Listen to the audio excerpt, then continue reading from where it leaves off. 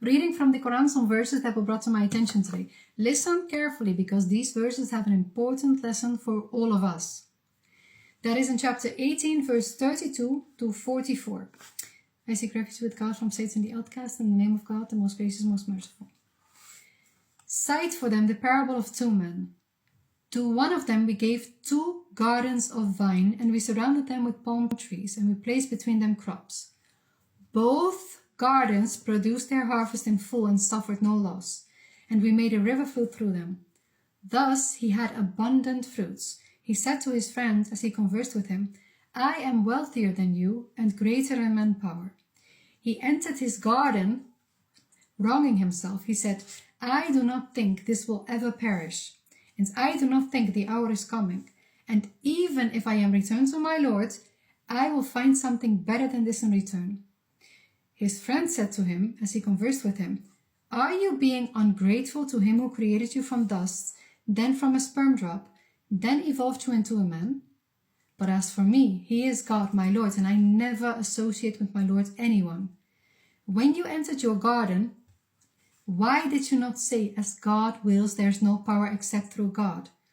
Although you see me inferior to you in wealth and children, perhaps my Lord will give me something better than your garden and release upon it thunderbolts from the sky so it becomes barren waste.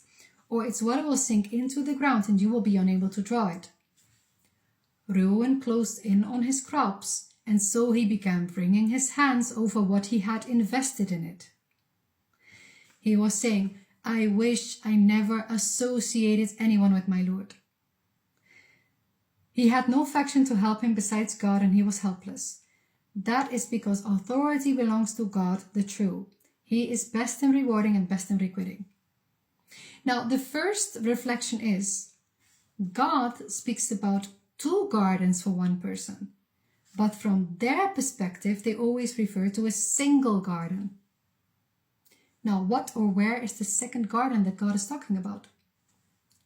Contemplate. Second reflection is his end statement. I wish I never associated anyone with my Lord.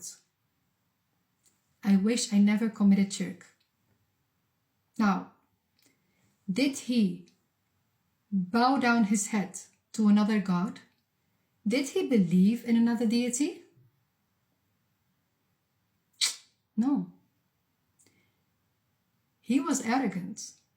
He thought that his crops were the result of his own investments and that nothing could happen to it, that this would never perish.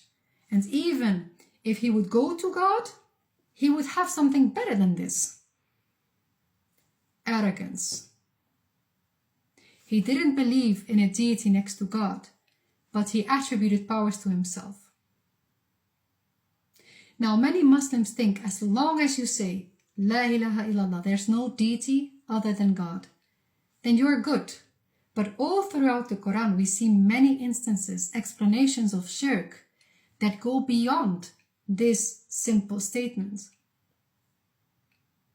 So contemplate on these things. Very important.